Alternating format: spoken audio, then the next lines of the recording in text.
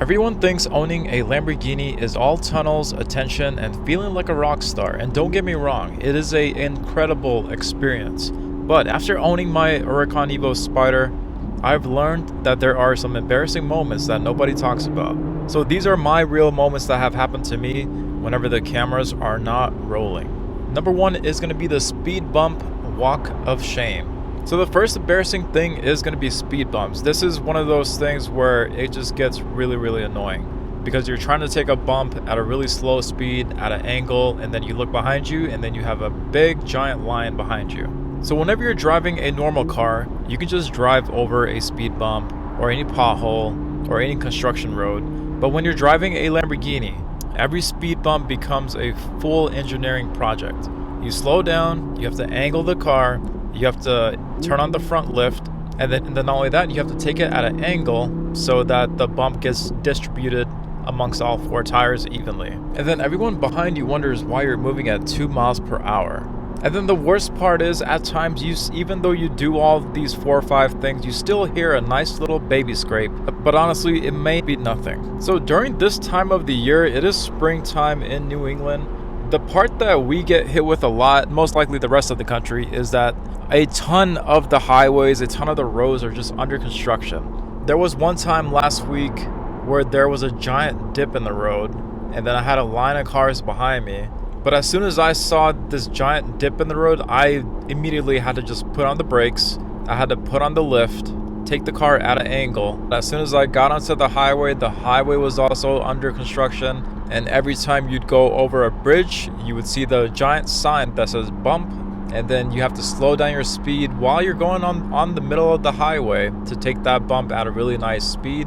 One of the biggest things that you're super self-conscious about during whenever this is happening is that you're praying to yourself that you don't get a bend in your rim, because these rims are not cheap. But this is one big reason why I always say that if you are going to be somebody who gets a sports car, it doesn't really matter what kind of car it is. If you live in an area that is notorious for road construction, road debris, potholes, things like that, I always recommend getting a wheel and tire warranty if you're able to get that. Every time I've gotten this in my previous cars, it has more than paid for itself. It's definitely worth having no matter what. And then number two is looking like you not knowing how to drive your own car. When I first got the Lamborghini, there were moments where I looked like I'd stolen the car simply because I just wasn't driving it correctly. The turn signals work differently than most cars. The buttons are completely different. I've mentioned it before, but if you look at the left side of my steering wheel, my turn signal is on the steering wheel itself. I have to click it to the left, and then it keeps on blinking forever until I push down the button. So this was really apparent during the first couple of weeks of owning the car, because not only was it getting used to that turn signal, but even little things like putting the car into drive. There is no shifter to put the car into drive. You have to click on the right upshift paddle on my right hand to go into drive. You have to kind of know how many seconds it takes to put up the front lift system. It takes a good 10 to 12 seconds or so, but it does feel like eternity if you're trying to do it within the moment. But one of the biggest things I had a hard time trying to get used to was that if you're switching drive modes, if you're going from the Lambo's Strata mode to the Sport mode to the highest Corsa mode, as soon as you go into Corsa mode, you're in full manual shifting. So you better know how to exactly shift the car.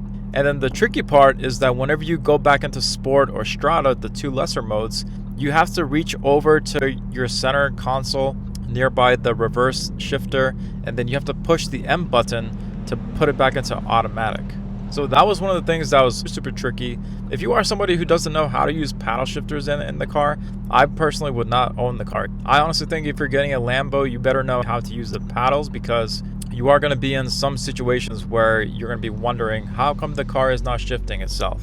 I personally also drive the car in manual mode more than 50% of the time. I would say I drive in manual mode about 60% of the time or so. But whenever you're trying to figure all this stuff out during your first month or first couple months, not only that, you have cars behind you, you literally feel like you're driving for the first time all over again. The Huracan Spyder has a feature where if you're driving the car below, say, 28 miles per hour, 30 miles per hour, you can still put up and down the top as you're driving and as you're moving, which is an extremely amazing feature because I've had to use this pretty much every single day.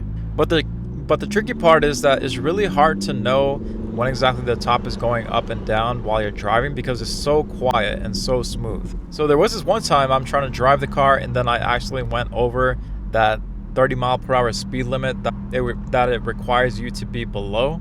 And I was basically driving around 35 miles per hour with the convertible top just stuck in a halfway motion. And again, for this one, I have cars all around me, and it did become pretty damn embarrassing. But eventually I did have to just kind of pull over to the side, and then I was able to just kind of reset it all together, and then I was on my way. But it was pretty hilarious because I did drive around the Lambo. The convertible top was basically frozen, and the car was looking like it was broken. And then keep in mind, every time you're driving the car, you basically have a phone recording you at all times. Also, quick shameless plug, I get questions and comments all the time about how I was able to afford my Lamborghini and how I went from a Honda Civic to a Lamborghini within 5 years and retired at the age of 33. If you want to download my mindset program, it is right down here. I'm basically giving you the cheat code to life. There's a QR code here, or check out the link right down below. Number 4 is going to be that you can never get gas in peace. One of the first most embarrassing things I did whenever I had my car the first couple months. If you are somebody who has back problems, you're going to have a hard time with this because you do have to be a little bit flexible, and then you do have to find the right kind of hand motion to quickly jump out the car. You almost have to use your left hand to place on the door sill and then use that to kind of propel yourself out the car. But once you get it down, you get it down. But the first couple weeks that I thought was really funny was I was still trying to learn this. I already had people looking at me as soon as I pulled into the gas station. And on my way out, I did almost trip. My foot got caught in the door sill, and then I almost tripped on the way out. But I did walk it off with a nice little smile, and then I did go ahead and fill up my gas. But the other things that come with it is that you actually never just get gas. Someone always walks over. The questions come: what do you do for a living? How much does it cost? Can I take a picture? Is it really yours?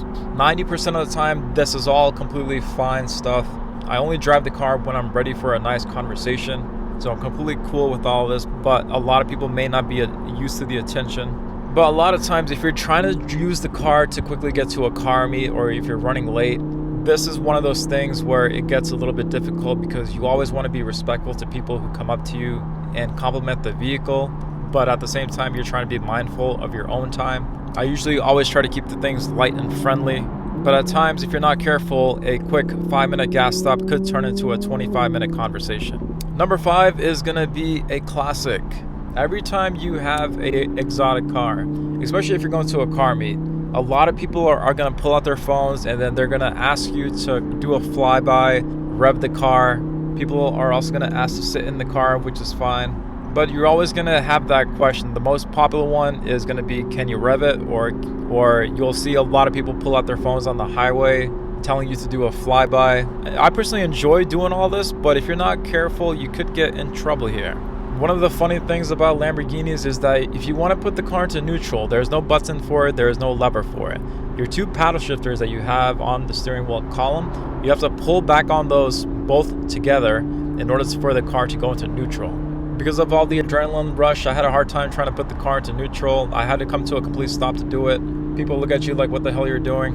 Or you basically look like you have no idea how to use your car. But once you get this down, you get this down. But whenever you do it, you also want to try to put on a good little show too. Also, when you're leaving car meets, one of the most embarrassing things I've done during my first car meet was, obviously, whenever you leave the parking lot, the crowd expects you to either rev the car or go flying by through the crowd.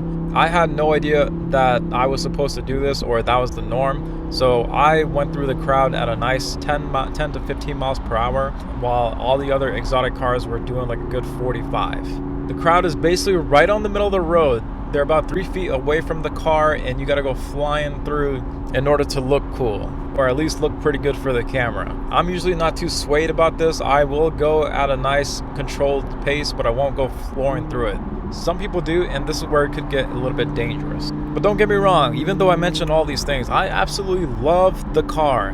These aren't reasons not to buy a Lamborghini. They are just the funny, embarrassing moments nobody tells you about throughout the course of their ownership. If you own an exotic car, let me know your most embarrassing moments. And if you're working toward your dream car, subscribe to the channel. I document the real side of ownership, the good, the bad, the ugly, and the embarrassing.